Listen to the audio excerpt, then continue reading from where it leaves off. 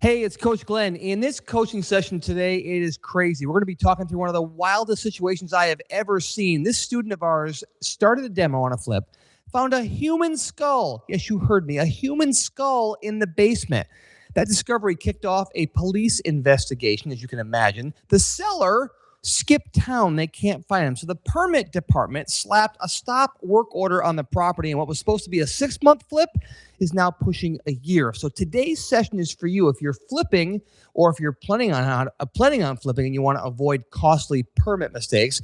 If you've ever felt thrown off course by delays or surprises or red tape, or if you're considering offloading a property mid-project and unsure if that's a smart move, or if you're trying to manage multiple projects and keep your cash flow from drying up. So today's session, we're going to cover why pulling permits proactively can save you massive headaches, especially at resale time, how to check for local city and county rules at code enforcement, because every area is different when it comes to what's cosmetic and what's not and what requires permits. We're going to talk about why the permit office shouldn't be feared. It should actually become a valuable asset when you treat it right, and how to treat them right if you haven't treated them right to this point, and what to consider before selling a project mid-flip, and why cash flow, not deal flow, becomes your biggest challenge as you scale. Oh, and by the way, we're going to talk about why money is never the problem in real estate investing, and why when you have a great deal, funding always follows, and you likely have a lot more creative options than you realize. Let's jump right in. All right, welcome back. I'm Coach Glenn, and I'm here with Kabbie, who is from Seattle, Washington. And Kabbie was been in our program for a few years, done over 10 deals so far, just kicking ass and taking names. I love it, man. That's fantastic. So you are stuck right now on a situation, if I understand, with a permit, and I want to know more about that. So let's see where you're stuck and see if I can get you unstuck. That's my goal. Okay, so so I picked up this deal in January. And I've never really ran into a permit issue before with any of my other deals, and then so I just picked up this deal thinking there's not going to be a big issue. But then what ended up happening is when the seller left and we started doing demo, we found a skull in the Wait a property. minute. Whoa. Did you say a skull? Yeah, we found a skull, A human skull? a human skull. Um, and so That's a new one. Continue on. So they called. So we called 911. They came out. They said it's a real human skull. And then so they stopped the project because there was an active investigation. And then, but by that time, the seller was already in an RV traveling the United States. So he's gone.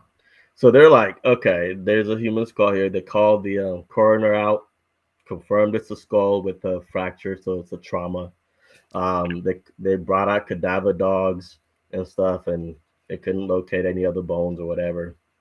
So because of this, I guess it triggered the city to pull permits. Wow. Okay, we're gonna walk through this one together because this is a little bit wow. Okay, so let me make sure I understand. You own this house. You bought it. You closed on it. Yeah. You pulled permits. You were waiting for permits, so you started demo. They find a skull that has trauma, so there's probably a murder or foul play at best, right? Yeah. At worst, best, however that might be. Wow. And then, is this skull in the house or on the property in the ground? It was in the house, in the basement. Yeah. I have to ask, was the rest of the bones there? No. So when they got the cadaver dogs out there, they didn't find the rest of the bones. So they just don't know what's going on, and they're looking for the seller still. And the seller, they can't locate the seller, so he's. Is the seller a suspect? He's a person of interest. Okay, Kabbie, I've been coaching thousands of times. This is a new one for me. I've had dead bodies in a basement that people have passed away and expired and exploded. I've heard that before. Never have I found okay. So it's an open case right now. So besides being bizarre and morbid and all that, where does that leave your property? So that leaves the property that they are not going to give you Are they not going to issue the permit until the case is settled? No, so I guess in Washington State, the rule is unless there's a murder, like an actual murder, we can keep on going. You know what I Okay. mean? We don't have to disclose unless there's actual murder. So right Sure. now, they don't know what's going on. So the permit department, though, got wind of what's going on, and they started just issuing lots of, requests. Okay. So they red tagged our door, and now we're going through the permit process. I guess So, all what's right, let going me ask you, had you applied for permits prior to this, Kabbie? I'm sorry. That's okay. Um, Had you applied for permits prior, or did this all oh, get exposed because of the skull? it got exposed because of the skull. Okay. Yeah, So now they red tagged your door. For those people listening, so a red tag means that you have to stop all work. correct. They stop all work. They say now we need permits for this project. So now you've applied. When did you apply for the permit? In February, end of February. And what are they saying to you now? So we've gone through 2 rounds. The first round was basically they wanted they wanted the plans and all that stuff, so we got the plans to them. Now we're at the second round, and they're asking for the whole house ventilation system, like the whole house vent system. Yep, the But HVAC system. Okay. yeah, the HVAC system, the whole house HVAC system. They're asking for structure for the stairs. I guess the structure to make sure that the stairs are up to code, Okay. um, and then also the to make sure that the rafters are up to code too. Okay. You So know, what are you asking me? I mean, obviously, I besides guess a lot of bizarre stuff, it took me a minute to absorb all that. But what are you asking me? I guess my thing is, so they're notorious. I guess the city, and I started talking to other flippers. This city is notorious for making the permit process long. And right Yes. now we're in it, March, April, May, June. Yeah, we're going on to 4 months now, right? Yeah, 3 to 4 months now for the whole permit process. From what I hear, there's another round. There's going to be like one more round of this, which will be another Okay. month. The project, I initially scheduled it for 6 months. Yep. Now it's going to be 12 months. Yep. Right. Uh, so I didn't plan on it being Okay. 12 months. I'm running out of funds because I Okay. wasn't planning on 12 months. Okay. So I don't know. I guess it's more of I've heard of some flippers selling their project before they finalize the flip, Okay. and I don't know if I should do that, Okay. um, or if I should still complete the flip.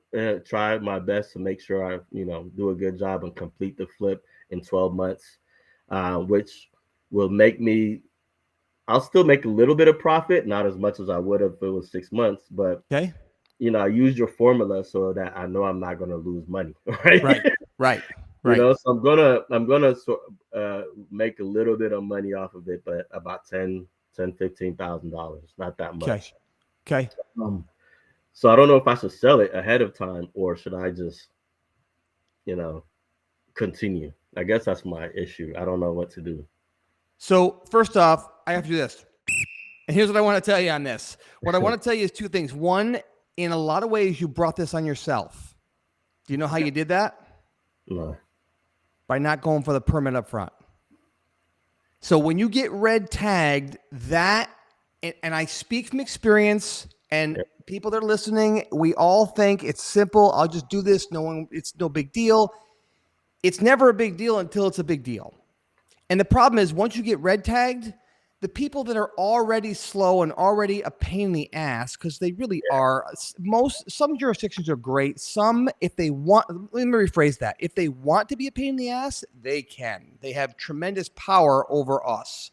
Yeah.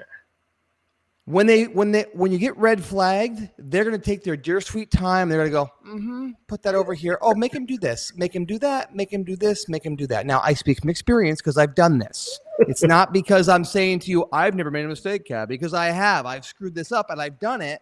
And then I've been like, oh, man. And when they want to take their time, they'll take their time. So that's number one. Now, we can't go back and cry over spilt milk. It's over. It's done. Learn the lesson and move on. The next thing is... Before you move on, let me ask you on that. So all the other flips I've done, I've never really asked for permits. Okay. In the regular procedure, should I always go for permits? 100%. Okay. Yeah, you should always ask for permits, and let me tell you why. A lot of reasons, but one, this reason, you don't ever want to get red tagged. Have you not been asked at the closing to provide a CO and provide permits for the work you did by the other attorney or title company? No. So are you in a title state or a lawyer state? Title state. So they've never asked. So in a lawyer state, which is New York where I flip, we're asked on a regular basis because we're a very popular, people know who we are all over the state. So when we do a flip, they're like, oh, well, let me see the permits. Fine. We got used to just providing those permits. So that will come up in the future the more deals you do. You have made it so far without having to have it. But now, it's important to know that some jurisdictions require permits for certain things where others do not. And the best example I can give you is in our hometown in upstate New York, we have in one town, the town that our office building is located in called Rotterdam, you do not need a permit for cosmetic work. If you're just changing out bathroom fixtures and kitchen cabinets, that's all considered cosmetic. And tile and flooring, all cosmetic. No permit required. However, in the next town over, which could literally be one street over from what you're working, it's the city of Schenectady. They need a permit to breathe. I mean, they need a permit if you're going to change. If you're going to paint. Let me see. No, if you're going to remove 1 square, so 1 by 1 of sheetrock to make a repair or something, that whole room needs to come up to code. You need a permit for the whole thing. So you need a permit to change a toilet in that city. And it's a toilet, but anyways. So you need a permit. It's just screw turn. I'm not adding plumbing. I'm just going to screw something on and screw something off. But you have to have it. So you have to know the town you're going into. You have to know what they require so that you don't get what you're into now. Because if you think about it, if you had your permits in place and this happened, you would have just keep going business as usual. Oh yeah, I would have. Right.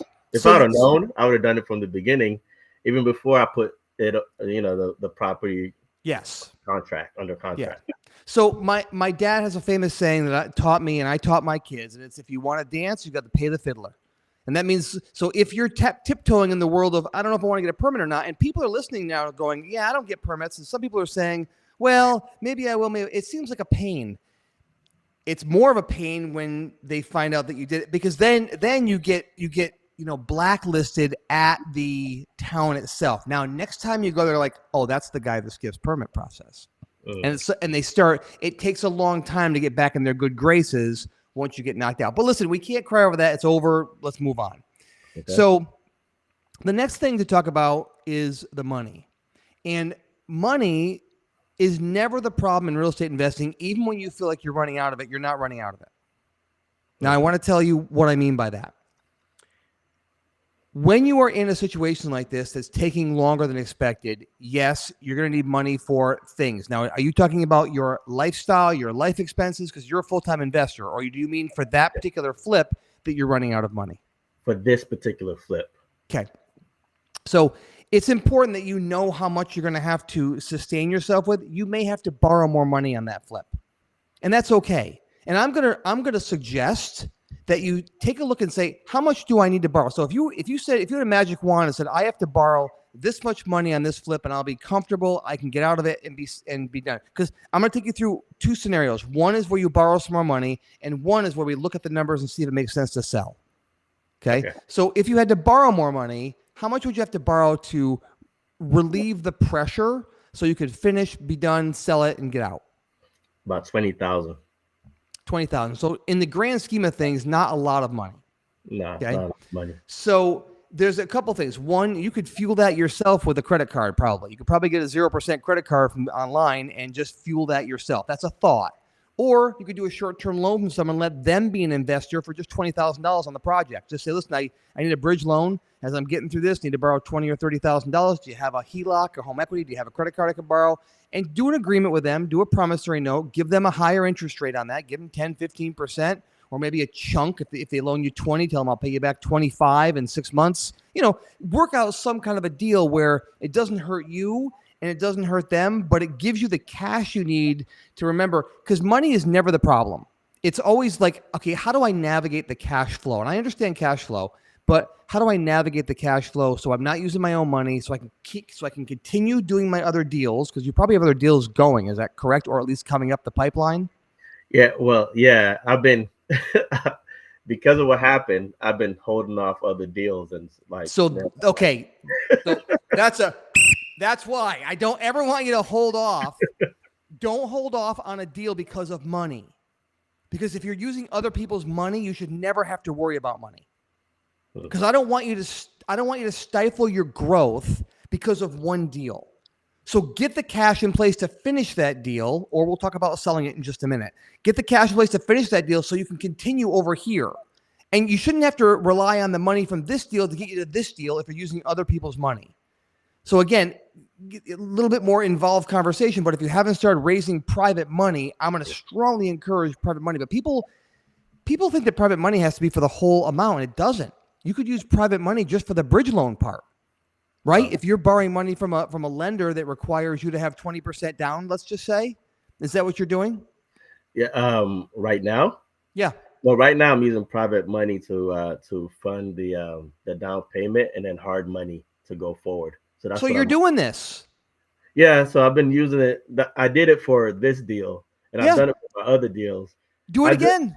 I've been scared to do it with other deals because I'm No. Don't be scared. No, you've done 10 deals. You know what you're doing. You're getting to be a professional, right? You're getting to the point where you're starting to understand this stuff. What you're running into now is what other investors who are starting to scale run into, and that is, how do I cash flow this?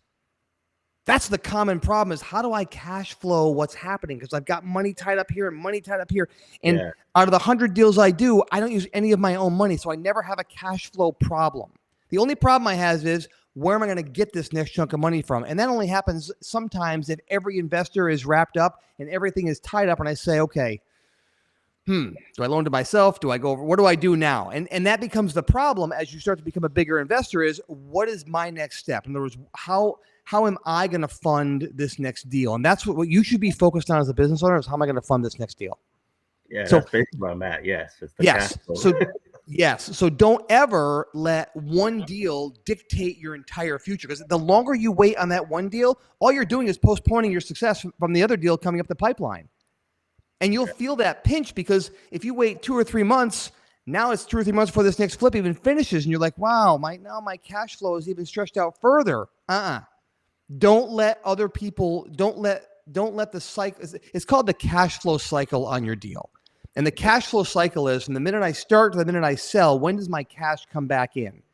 So if you can use other people's cash to get your cash, the profit, to come in faster, that's better. And you can do more deals simultaneously. Does that make sense? Yeah, I got to learn how to do that then, because that's basically. So, yeah. This is a great problem to have. This is the kind of problem that I love to solve. And a very good friend of mine one time, not too long ago, about 2 years ago, we were doing a lot of deals, and I was, we had moved to Florida and we're living in this multi-million-dollar house, and all of a sudden more money's pouring out than I had expected. And I'm like, and he said, I was bitching about money one day, and he says, you don't have a cash flow problem. I go, I don't? He goes, no, you don't want to access cash flow problem. He said, you could just sell off some of your rentals, couldn't you? I go, yeah, I don't want to do that. Right. But whose problem was that, Kabbie? It was my problem. Because he was right. I had the money in a bank. It would just take me 60 days to get it, but I had the money. I just didn't want to use the money. So I didn't have a cash flow problem. And sounds like you have some fear behind it. Not that you don't have access, you have fear of accessing a little bit more. And so making the step from here to here requires you to just suck it up a little bit and go, okay, I've come this far. I can get this done. I'm good. Obviously, A skull is a unique setback. It's not going to happen to almost any other person listening, right? That's a very, very rare thing to happen. It's never happened to me in 1,200 deals, so that's a new one. But so there are some rare things. So and again, we can talk about what it might look like, and I'll talk just briefly with you. They call it wholetailing sometimes. That's sort of a term people use, wholetailing, when you kind of get it ready for renovation, so to speak. It's cleaned out. It's ready to go. It's ready to put the kitchen in, and then someone else buys it. My experience is, though, most of the time, unless you're in a really hot market, you could try that and see if people bite at a certain number. But I would keep doing the work while you're trying it. But I think you're better off just finishing the project. Because how far along are you? Are you at all, or are you just starting? No, well, we got the demo done. We got demo done. And we ordered the the cabinets and all that. So, and now you got to pay back you have to pay back the purchase price. You have to pay back the rent. If you borrow the renovation money up front from your private lender, you'll have to pay that back plus interest. So the odds are the math won't work for you, and it will give you a negative cash flow situation. That's what I think. That's what I was thinking too. I think so. Okay. Yeah. Again, speak from lots of experience right here. So I know that can give you a negative cash flow. So my advice is to muscle through it, borrow a little more money if you have to. What I want you to think about is, because of the situation that I got myself into, I'm going to have to borrow a little bit of money. That's going to cost me a little bit more interest, but I'm going to get this deal across the table, learn my lesson, and move on. Because it sounds like you can still make a profit. Even if you borrowed $25,000 more, you'll still make a profit when the whole deal is done. Yeah, I'll still make a profit. And you'll have a hell of a story to share. I mean, oh my goodness, what a fantastic odd story. Yeah, what you were talking about as far as I don't want to access money. Yeah, I mean, since being in your program, we got we have 4 rentals that we picked up. Yes. I guess we're not trying to sell it. Well, okay, let's talk about it. I know your feeling. Yeah. I know what you're saying. You don't want to sell it. I get it, but you don't have a cash flow problem. You have I don't want to access my cash flow problem. They're very different problems to have, right? I coach people that have nothing. That's not you, Kabbie, right? Yeah. And there are people watching now that are saying, "Yeah, I guess I do have access to things." So do you have a HELOC, or could you take a private money loan and use some equity on the rentals as collateral to back that loan up to make somebody feel better, right? So that's accessing somebody else's money, but using your asset to secure it. Oh yeah, okay. Right? Yeah. And that's a simple way of doing it. Talk to the lawyers there. You don't have to file the mortgage if you don't want to. If it's someone you know, you can just do a nice promissory note, have it notarized, and make everybody feel good. And it's a short-term loan, and take your licking and move on. Right? Just be done with it. And that's what I would recommend strongly, is saying, okay, I have change your mindset to say, I have access to money. I just have to get the courage up to say, I'm okay doing this. Because for me to go from here to here, I've got to get money from someplace. How will I do it? And if you say, I don't want to borrow anymore, I think you're going to limit yourself and limit your growth. But if you say, I'm going to learn how to use my assets to leverage to get more money, now you're thinking like a real estate investor. Right? Okay. You really can't lose in that deal. Okay. Yeah. Okay. Yeah. It's a different mindset, because I was looking at it as I don't have money, but it's a different mindset. Money is never the problem as a real estate investor, because when you have a good deal, money always follows, and you have a great deal in your hands and you have assets to back it up. You can leverage against. So when you have those things combined, baby, you are a professional real estate investor. Now I just have to get you to start thinking every thought like a real estate investor. How do I leverage what I have to get enough cash to get me across the finish line without borrowing too much? Because you don't want to get to the finish line, sell the house, and have nothing at the table, right? It's nice to have a little bit of profit at the table, even if it's not as much. What you can tell yourself is, I'm going to borrow in, what did you expect to make in a perfect world if you were in and out in 6 months? What was your projected profit in the house? Man, it would have been 85,000. Okay, so now it's going to be 50,000, right? It's going to be more about 30, 25 to 30,000, because I got to still pay my my private investor. I didn't put any money in and stuff yet. So So if you think about it, you're going to be if you have $30,000 in profit, you're going to borrow $20,000. You're still going to make your $30,000 profit, but you're going to borrow an extra $20,000 for cash flow. Think of it as taking a loan against your profit to get you across the finish line. You'll still on the books, you still profit $30,000. Yeah, it's just not going to feel like it at closing. So you have to get your head around the fact that sometimes you do a deal and it doesn't look great because you had to borrow more money. But this is part of growing and scaling a business. You got to figure out the cash flow. And again, go back to that original mistake of saying, I don't need to have a permit. And the last thing I'll tell you about permit that's important. A permit also keeps your contractor accountable to somebody besides you. It makes sure they're doing things correctly, so you don't have a problem later on down the road where somebody says, hey, this guy gave me a crappy house. He did this and hid something in the wall. Well, an inspector has to sign off on things. So you can say, no. Inspector approved that, not me. Yeah, that's the first time. Yeah, that's what they said. They said after I get the permit, they'll have to have somebody come in and check everything. Correct. Right? Okay. Yep, they sign off on every phase of the job. They sign off. So again, someone else has a pair of eyes on the property besides you. I think of them as an asset. Can they drive you crazy? Yeah. But if you think of them like an asset, and as you are now learning, you're going to want to get in their good side. Okay. So this might actually be a good thing then. I'm learning. 100%. And I would say to them, I would throw yourself on the sword. I'll leave you with this. I would throw yourself on the sword and go in and say, guys, look, I want to be really honest and upfront with you, and bring in a bunch of donuts, bagels, something like for real, like go in with a bag, call and say, what do you guys have for breakfast? Do you have bagels? Ask the person at the front desk. Do you have bagels? Do you have donuts? What do you like? Bring in some stuff or assortment of stuff and say, hey guys, bottom line, I screwed this up. Say, listen, I really wasn't, I'm new to the game and I did not know I needed a permit for what I was doing. I really wasn't thinking much of it. I wasn't trying to circumvent you. I want to have a good relationship with you, not just on this job, but on future ones. So I want to get us back on the right foot. And I want to say, I'm sorry here. I will abide by every rule you tell me and just tell me where to go from here. But again, I'm just sorry. It's just not how I want to be viewed as a real estate investor. I'm a professional and this is what I want to do. So in your town and every town going forward, I want you to have eyes on my property so you can make sure it's being done right. Because I want to turn a good product. And if you say that to them, what are they going to say? Get out of here. They're going to say, oh, okay. And they'll think differently of you going forward. And it'll take some time to rebuild that relationship, but you can. And if you do, you'll move much faster through the process. And while you're in this phase you're in now, continue to be the squeaky wheel. Hey, just check on that thing. I know you're busy, guys. Just checking on you. Just checking. Bring some more coffee in someday. Hey, just checking on you. That's all. And if you do that, you'll win friends. And if you do that, you'll be able to influence your job a lot better. Okay. Thank you.